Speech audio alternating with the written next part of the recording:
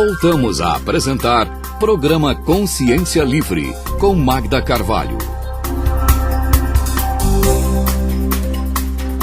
Olá, o programa Consciência Livre, voltando, falando sobre finanças, as suas finanças e o quanto nós podemos ajudá-lo aqui também no programa Consciência Livre a equilibrá-las. Por isso, o nosso convidado é o professor Cláudio Garcia, que pode nos trazer aí algum caminho para a gente chegar nesse ponto de equilíbrio? Olha, o primeiro ponto em relação ao dinheiro é você não ter tabu em relação ao dinheiro, tá? Tem pessoas, tem famílias que têm mais facilidade de conversar às vezes com os filhos ou com o casal sobre sexo do que sobre dinheiro. Então, o dinheiro é um grande tabu. O dinheiro tem que ser abordado, discutido sem constrangimento, né? As pessoas têm muito tabu em relação a isso.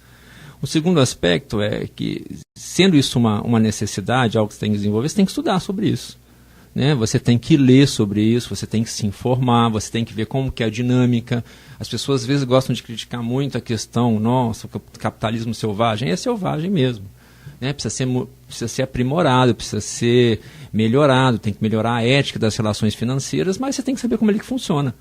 Né? Se você está vivendo nesse sistema, você tem que saber como funciona isso, como é que funciona a dinâmica financeira, como é que funciona a lógica financeira. E hoje a gente tem muito acesso a isso, você pode estudar, você pode comprar livros. Né? Um outro aspecto que é importante é, na dinâmica financeira que a gente vive, dinheiro atrai dinheiro.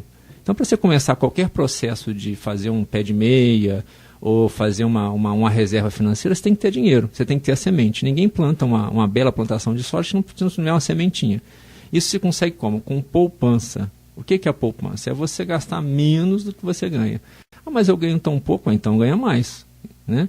Então não se justifique. Se você poupar um pouco do que você ganha, você começa a ter um pouco de recurso, mesmo que mínimo, e isso vai te dando mais alternativas. Você consegue investir, você consegue ampliar aquilo, você amplia a sua liberdade, você tem não só investimentos financeiros, você pode investir na sua qualificação. Né?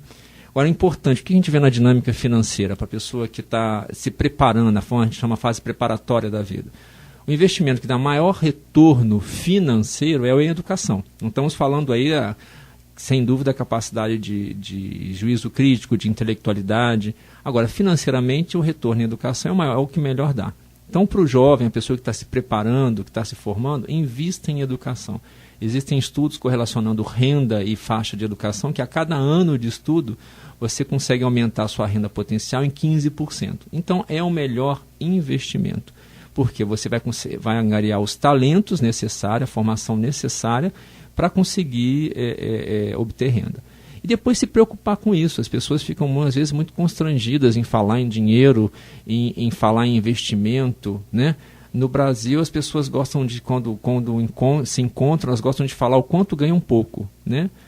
É um pouco da cultura. No americano, não. Eles falam quantos ganham muito. Né? As pessoas que nem falam salário, você ganha tão pouco, mas faz questão de esconder para ver se ele aumenta. Então há um certo constrangimento em fazer isso, fruto da cultura também, da cultura religiosa. E a pessoa entender que ter autonomia é bom para ela, não precisa se constranger por aquilo. Uma coisa é a pessoa ter dinheiro para querer esnobar ou querer aparecer, mas a pessoa ter uma certa estabilidade é positivo. Se ela entender isso, ela vai ficar mais tranquila ao lidar com essa questão, ela vai se sentir mais motivada. E atrelar esse objetivo de fazer um pé de meia, de ter uma reserva, de ter mais liberdade, é um projeto. Porque senão aquilo perde o sentido, a pessoa começa a ter frustração. Por quê? Existe um esforço nisso. A pessoa que consegue um certo recurso, existe um certo, vamos dizer assim, sacrifício no sentido que ela tem que fazer opções.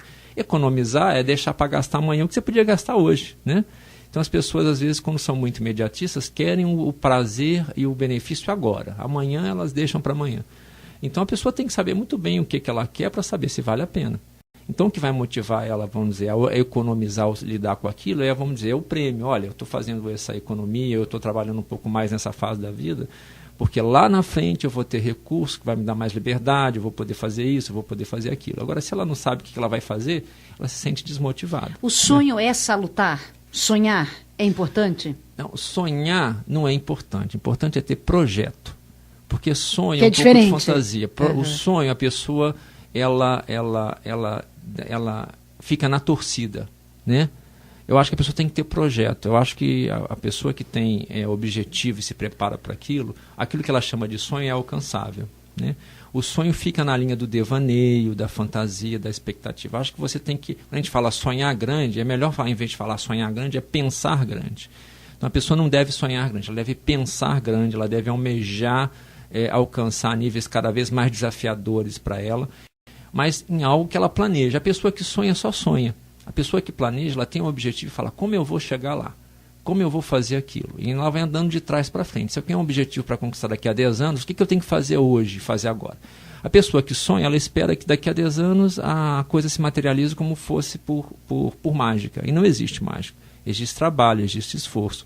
Então é melhor a pessoa não sonhar, e sim pensar grande, ampliar os seus horizontes, porque o pensar grande, ela vai ter que pensar hoje o que ela tem que fazer para atingir aquilo, né? Então, seja o que você almeje ou você sonhe, entre aspas, transforme isso num projeto. O projeto é escreva, pense o que você tem que fazer hoje para daqui a 5, 10, 15, 20, 30 anos você atinja aquele patamar. Mas só sonhar é aquele que vai numa casa lotérica, gasta lá R$2, aposta na super, mega, ultra cena e fica em casa sonhando. Não vai resolver nada. Ele vai fazer isso uma semana, vai fazer isso a outra. E as estatísticas estão contra ele. Pode fazer uma vida inteira sonhando em ficar rico e vai morrer pobre. Enquanto que aquele, há 30 anos atrás, planejou, não, eu acho que vale a pena fazer um esforço para ter uma independência financeira. E trabalhou, se esforçou, estudou sobre investimento, fez hora extra, teve alguns revés na vida, pelo menos ele deve estar chegando mais próximo do objetivo dele, né? Então, não é só a questão do sonho, não ajuda muito, é a questão do pensar grande e aí sim transformar aquele pensamento, aquele desejo, aquele anseio num plano, num projeto. Aí como é que eu faço isso? Estuda, pergunta, vê quem já alcançou daquela forma. Se um conseguiu, você também pode conseguir, né? Converse com as pessoas, não se constrange em perguntar e aprender. Esse é vamos dizer assim, é o grande motivador, né? O que você já consegue pensar e alguém já alcançou, em tese você também consegue. Então vale a pena você pesquisar, ver como as pessoas fizeram, ver quais são os seus talentos naquele contexto de criatividade, para atingir o seu objetivo. Isso dá muita confiança. Quem confia em você tem projetos. Quem não confia tanto, fica sonhando. Você começou o programa falando de talentos e está meio que terminando o programa falando de talentos. Eles são importantes? Reconhecer os nossos talentos faz a diferença no equilíbrio financeiro? Sim, porque o que é uma transação financeira? É troca. Alguém te dá dinheiro em função de alguma coisa. Então, quando você faz isso, ou doando o seu trabalho, ou o seu talento, ou recurso daquilo que você produziu, você tem mais oportunidade de conseguir dinheiro. E outra coisa, conseguir dinheiro oferecendo o melhor que você tem para os outros é cosmoético, é correto. Você não vai se constranger em, por exemplo, em até cobrar por aquilo. Às vezes tem profissionais que são muito bons profissionais, mas eles ficam receosos em até cobrar um pouco mais. Eu conheço gente que é excepcional, a pessoa se constrangia com aquilo.